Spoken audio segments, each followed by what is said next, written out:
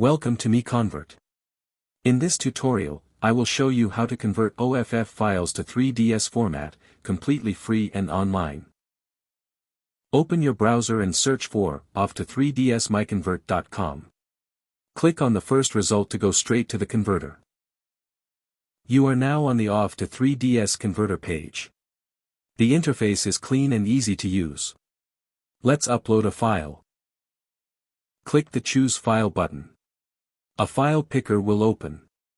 Select the OFF file you want to convert, then click Open. Your file is loaded and ready.